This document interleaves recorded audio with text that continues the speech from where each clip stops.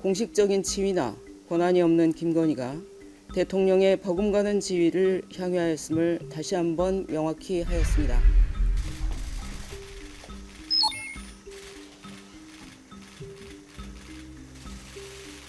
특검은 올해 7월 2일부터 12월 28일까지 180일간 수사를 진행하였습니다. 그 결과 총 31건 76명을 기소하였습니다.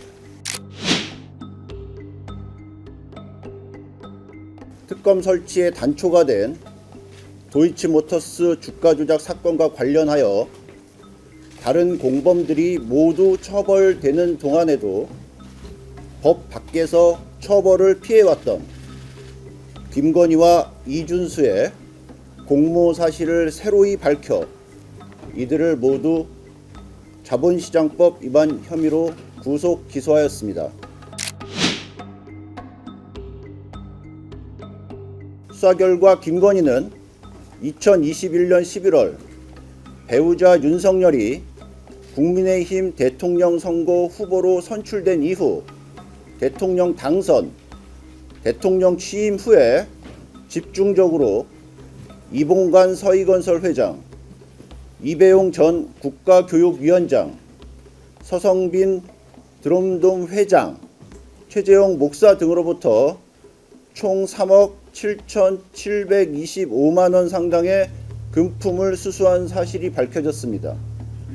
또한 김기현 의원이 당대표로 당선된 이후 그 답례로 배우자와 공모하여 명품 가방을 김건희에게 교부한 사실도 밝혔습니다.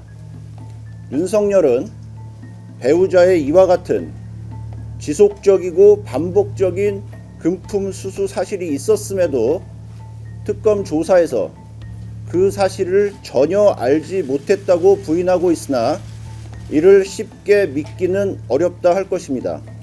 서로 전혀 공통 분모가 없는 다양한 사람들이 대통령이 아닌 김건희를 찾아가 자신이 원하는 바를 청탁하고 금품을 교부하였습니다. 그 결과 이들의 청탁은 김건희에게 청탁한 그대로 실현되었습니다. 대통령의 배우자가 역사책에서나 볼 법한 현대판 매감 매직을 일삼고 국민의 눈길이 미치지 않는 장막 뒤에서 불법적으로 국정에 개입한 사실이 특검 수사 결과 확인되었다 할 것입니다. 특검은 이번 수사를 통해 윤석열 전 대통령 부부가 대통령 당선을 목적으로 명태균으로부터 2억 7,520만 원 상당의 여론조사를 무상으로 제공받았고 그 대가로 김영선 전 의원에 대한 공천에 개입한 사실을 밝힘으로써 장기간 제기되어 왔던 의혹의 실체를 명확히 규명하였습니다.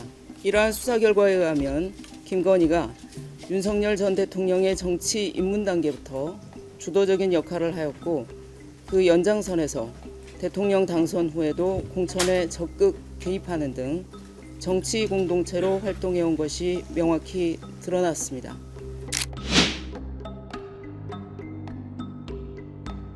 이 사건은 애초 단순히 김건희 등이 통일교로부터 금품을 수수했다는 의혹에서 출발하였으나 특검 수사 결과 통일교가 정교 일치의 이념을 실현하기 위해 통일교의 정책이나 사업이 국가 정책에 반영되고 통일교 인사가 정계에 진출하도록 철저한 계획을 수립한 뒤 윤석열 정권의 핵심 인물이었던 권성동, 전성배를 두 축으로 하여 윤석열 전 대통령과 김건희에게 청탁을 하고 그 과정에서 고가의 금품 등이 오고 간 사실을 확인하였습니다. 그 결과 아무런 법적 권한이 없는 김건희가 국정에 개입하고 권성동은 국회의원의 직무를 남용함으로써 통일교의 청탁 실현을 위해 국가의 인적 물적 자원이 투입되었고 통일교는 그에 대한 보답으로 통일교의 조직과 막대한 자금력을 동원하여 대통령 선거 및 당대표 선거에 개입하였습니다.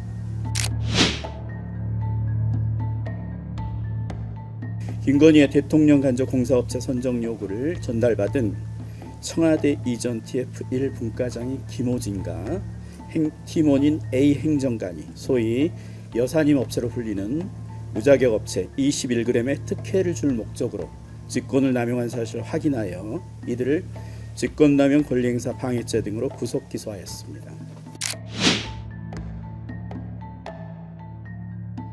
수사 결과 타당성 평가 영역을 감독한 국토부 서기관이 인수위 관계자로부터 노선을 강상면적으로 변경하라는 지시를 받고 용역업체 관계자들을 처음 만난 자리에서 노선 변경을 적극 주문한 것으로 확인되었습니다. 또한 용역업체 관계자들은 용역을 감독한 국토부 서기관과 도로공사 직원들의 지시에 따라 객관적 자료를 왜곡하여 원안 노선에 불리하고 대안 노선에 유리하게 용역을 수행한 것으로 드러났습니다.